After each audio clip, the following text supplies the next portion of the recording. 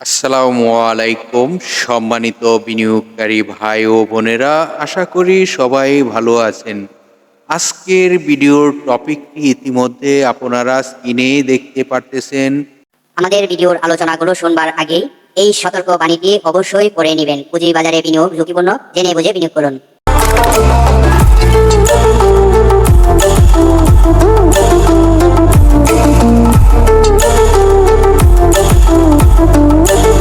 প্রিয় বিনিয়োগকারী ভাই ও বোনেরা, আজকের ভিডিওর শিরোনামটি আপনারা ইতিমধ্যে দেখতে পেরেছেন, স্টকটির গোপন রহস্য। তো আসলে যে স্টকটি নিয়ে আজকে আপনাদের সাথে আলোচনা করব, কেন গোপন রহস্যগুলো আপনাদের সাথে আলোচনা করতে যাব সেটি আপনারা অবশ্যই বুঝতে পারবেন। আলোচনাটি মনোযোগ দিয়ে বোঝার চেষ্টা করবেন, না টেনে পুরো ভিডিওটি দেখবেন। আইটি সেক্টরের যে স্টকটি নিয়ে আপনাদের সাথে আজকে যে গুরুত্বপূর্ণ আলোচনাগুলো করার চেষ্টা করব, সেই আলোচনাগুলো অবশ্যই আপনাকে সহযোগিতা করবে। তো গোপন রহস্য আজকে আপনাদেরকে পুরো বিষয়টি একদম ক্লিয়ারভাবে বোঝানোর চেষ্টা করব। আপনারা ইতিমধ্যেই স্টকটির নাম স্ক্রিনে দেখতে পারতেছেন, ISN লিমিটেড। তো এই স্টকটির কিসের গোপন নিউজ, কিসের গোপন তথ্য, সেই বিষয়গুলো আপনারা কিভাবে বুঝবেন? তো চলুন স্টকটির গুরুত্বপূর্ণ আলোচনাগুলো বুঝি। আমরা তো সাপোর্ট, রেজিস্ট্যান্স এগুলো তো সবসময় ফলো করি, এগুলো ফলো করা প্রয়োজন। তো এই বিষয়গুলো তো জানবেনই। তার আগে এই স্টকটির কিছু গুরুত্বপূর্ণ আলোচনাটি আপনাদের সাথে করার চেষ্টা করি। আইএসএন স্টকটি আপনারা জানেন জুন ক্লোজিং একটি স্টক। এই স্টকটি ফার্স্ট কোয়ার্টার এবং সেকেন্ড কোয়ার্টার ঘোষণা করা রয়েছে।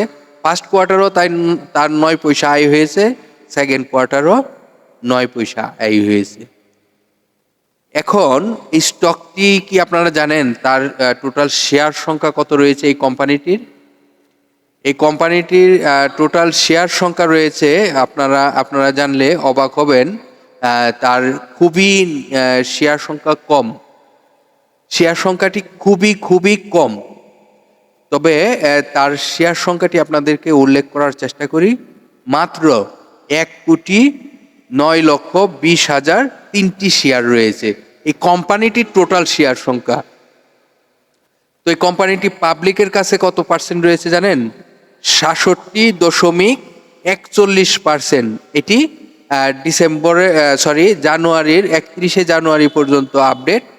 আমরা অবশ্যই আপনারা জানেন মাসের 8-10 তারিখ এই আপডেটটি আমরা জানতে পারি। তো এখন পাবলিকের কাছে টোটাল শেয়ার সংখ্যা কত রয়েছে? 73,61,174টি।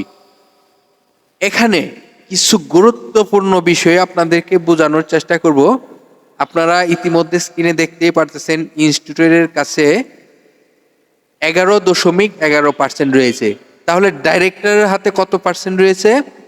ডাইরেক্টরের হাতে রয়েছে 21.48%। আপনারা জানেন প্রতিটি কোম্পানির জন্য কিন্তু একই নিয়ম, একই আইন রয়েছে। তাহলে ডাইরেক্টর তো কোম্পানি আইনে রয়েছে, ডিএসসির যে কানুনটি রয়েছে সেই কানুনে কিন্তু 30% ধারণ ক্ষমতা থাকতে হবে। বেশি থাক সমস্যা নাই, কিন্তু 30%-এর কমে থাকা যাবে না। তাহলে এই স্টকটি কিন্তু এই যে 21.48% যে তার রয়েছে ডাইরেক্টরের হাতে হোল্ডিংয়ে, তো এখন তো তার আমাদের পাবলিকের কাছ থেকে তার ক্রয় করতে হবে 30% করতে হলে। তাহলে পাবলিকের কাছে থেকে 8.52% ক্রয় করতে হবে। ডাইরেক্টরের হাতে শেয়ার সংখ্যা থাকতে হবে আপনার 30%। তাহলে ডাইরেক্টর আরো পাবলিকের কাছ থেকে 9,30,384টি শেয়ার কিন্তু ক্রয় করতে হবে। তাহলে ক্রয় করলে তো অবশ্যই পাবলিকের কাছ থেকে ক্রয় করতে হবে, তাছাড়া তো বিকল্প কোনো ওয়াই আমি দেখতে পারি না। তবে এই স্টকটি কিন্তু তাদের ক্রয় করতেই হবে, এটি আপনারা নিশ্চিত থাকেন, কারণ সব কোম্পানির জন্যই কিন্তু সব কোম্পানির জন্য আইন কিন্তু সমান। তাহলে তার কিন্তু এটি ক্রয় করতেই হবে, মাস্ট বি। এখন এখন আমরা জানবো এই স্টকটির সাপোর্ট কোথায় রয়েছে, রেজিস্ট্যান্স কোথায় রয়েছে। আপনারা জানেন এই কোম্পানিটি বাংলাদেশ পুঁজিবাজারের তালিকাভুক্ত হয়েছে 2002 সালে। বর্তমানে তার মার্কেটে বি ক্যাটাগরিতে লেনদেন চলিতেছে। কথাটা কিন্তু ক্লিয়ারভাবে বোঝার চেষ্টা করবেন। বি ক্যাটাগরিতে লেনদেন করতেছে, তাহলে অবশ্যই 10%-এর কম তার ডিভিডেন্ড ঘোষণা করা ছিল, সেই কারণে তার কি বি ক্যাটাগরিতে লেনদেন চলিতেছে। তো এই কোম্পানিটি আমরা এখন মানে খুবই খুবই নজরদারিতে রাখতে হবে আমাদের, কারণ এই স্টকটি ভালো প্রাইস হতে হবে। আবার এই স্টকটি আপনাদেরকে বলতেছি যে মার্কেটে টোটাল তার শেয়ার সংখ্যায় রয়েছে 1 কোটি সামথিং, তাহলে শেয়ার সংখ্যা অনেক কম। এটাকে আমরা বলতে পারি আইটি সেক্টরের মধ্যে লো পেট একটি স্টক। তো এই স্টকটি ভালো প্রাইস হবে যে এটি আমরা এখন বুঝতেই পারতেছি, তাই না? তো চলুন এখন আপনাদেরকে দেখাবো এই কোম্পানিটির সাপোর্ট কোথায় রয়েছে, রেজিস্ট্যান্স কোথায় রয়েছে। এই কোম্পানিটির তার সাপোর্ট কোথায় রয়েছে?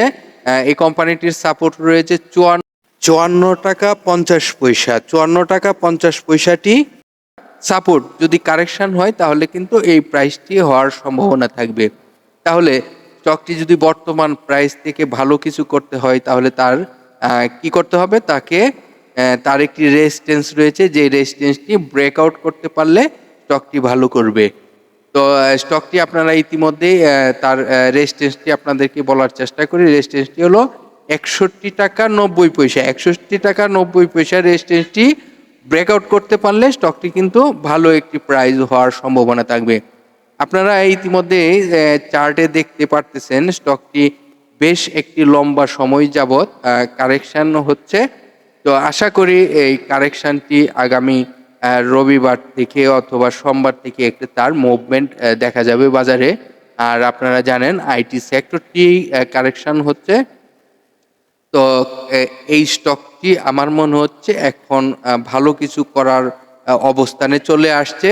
তো আপনারা এই স্টকটি নিয়ে নতুন করে প্ল্যানিং করতে পারেন। আশা করি স্টকটি থেকে ভালো কিছু প্রফিট করতে পারবেন যদি আপনার ধৈর্য থাকে এবং ধৈর্য সহকারে এই স্টকটি বিনিয়োগ করতে পারেন। তো এখন আপনারা দেখতে পারেন আমার আলোচনাগুলো ডিএসসির ওয়েবসাইটে তাদের নিজস্ব একটি পেজ রয়েছে, সেই পেজে ঢুকে আপনারা তথ্যগুলো জেনে নেবেন এবং স্টকের সংখ্যাগুলো, short time, long time loan, এগুলো জানার চেষ্টা করবেন। ধন্যবাদ সকল বিনিয়োগকারী ভাই ও বোনেরা, ভালো থাকবেন। আগামীকাল আবার একটি স্টক নিয়ে আলোচনা করব, ততক্ষণ পর্যন্ত আমাদের পাশেই থাকুন। আল্লাহ হাফেজ।